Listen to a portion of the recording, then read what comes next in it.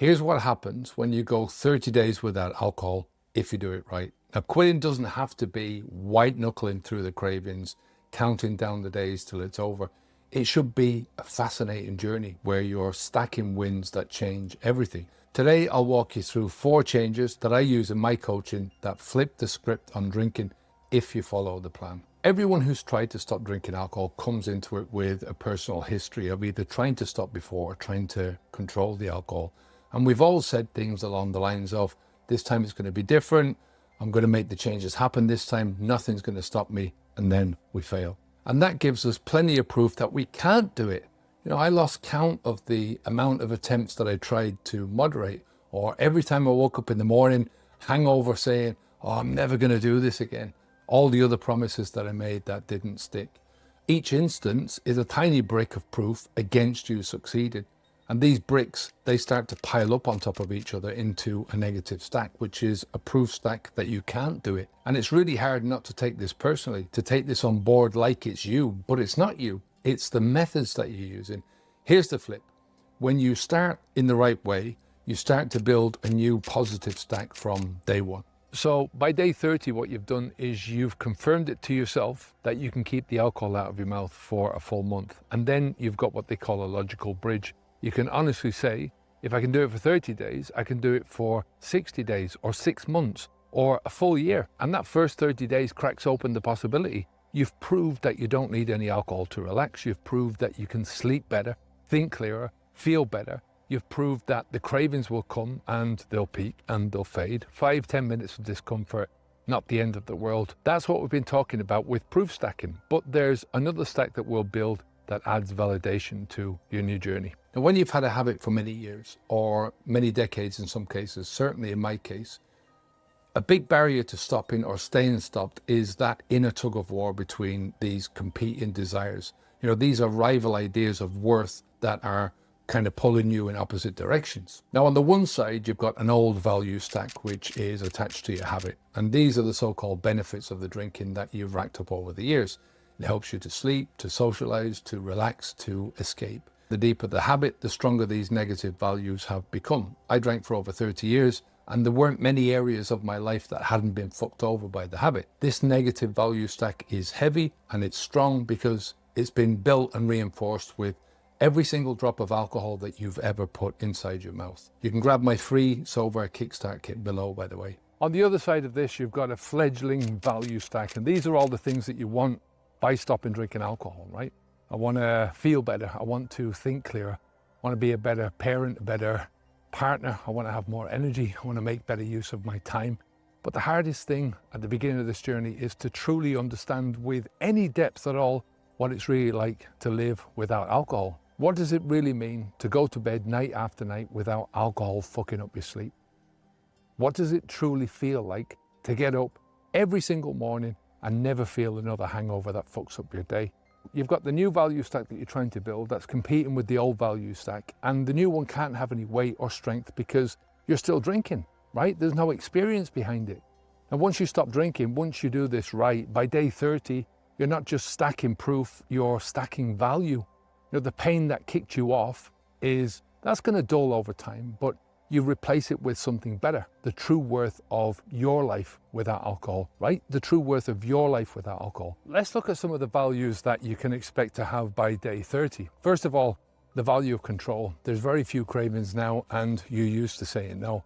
The value of proper rest, the value of no more hangovers, the value of just being there 24/7 for your kids, for your spouse, for your friends, the value of self-respect, integrity, opening your potential, seeing your possibilities. And the key, as I said earlier, is just doing this right, actively building those stacks instead of just coasting on your early momentum. So now we've got 2 stacks, but what I'm going to talk about next can really make a huge difference. Expectation is a funny thing.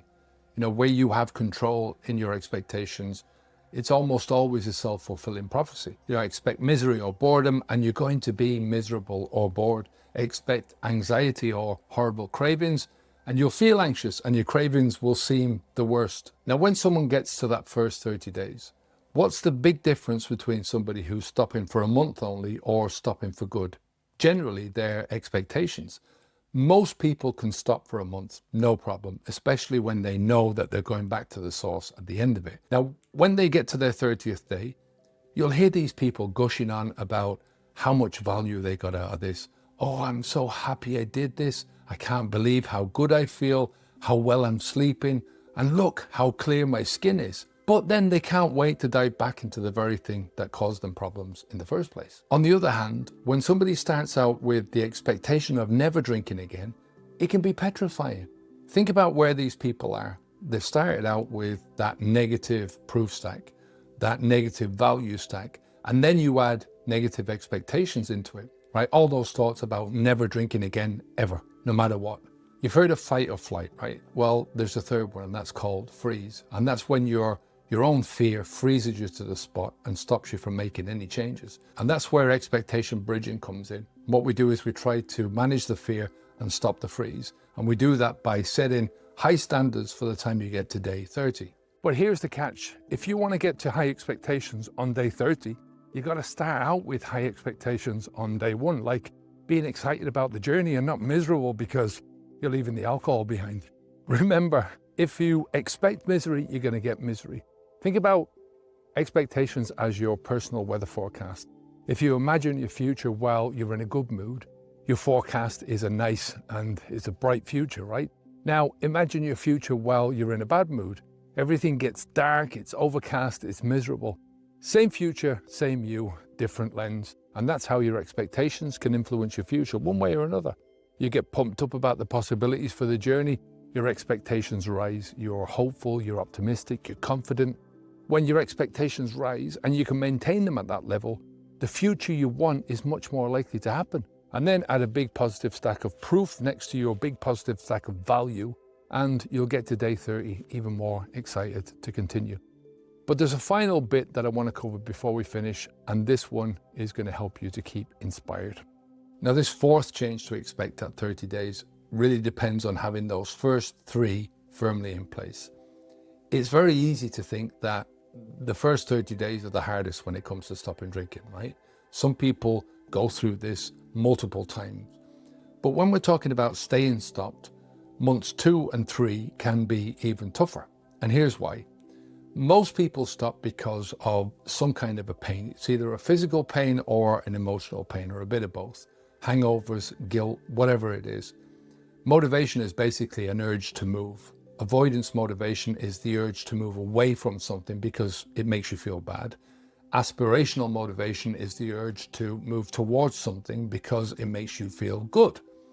In this case, we're moving away from alcohol and alcohol's consequences, and your pain is fueling that motivation.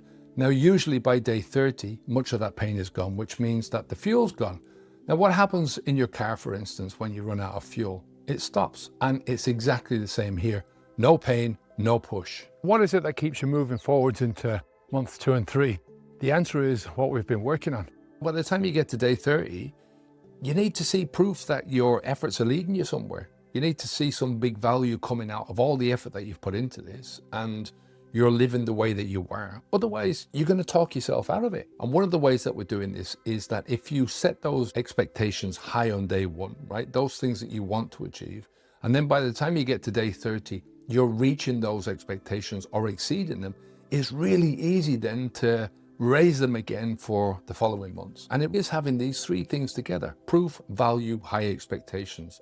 That's giving you really ample evidence that A, you made the right decision, that B, this is not your limit, you can aim higher than that and you can reach much more of your own potential, and C, that you've got the self-belief and self-confidence that you can do it. This is what we call motivational bridging. So instead of being motivated to run away from something bad all the time, you're inspiring yourself. You're motivated by that inspiration, by what you're truly capable of doing. And then every block of proof and value that you put in place raises your expectations slightly, which motivates you to keep pushing forwards. And once you get onto that track, you start building a life that you never need to escape from. And then you're at a place where you're content because it just feels right. It's right where you're meant to be. And then each step forwards is a natural step to take. I want to leave you with a quote from Napoleon Hill, who I think is just one of the GOATs when it comes to self-improvement.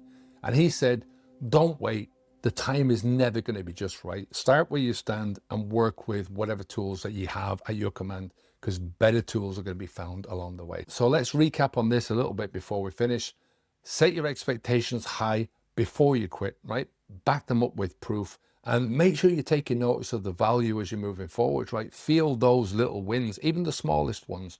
You'll know that you're on the right path. And by day 30, you're not just good, you're fired up to get into months 2, 3, and whatever's coming next. Don't forget to download our free kit below. Take care of yourself, and I'll speak to you in the next one. Onwards and upwards. Bye now.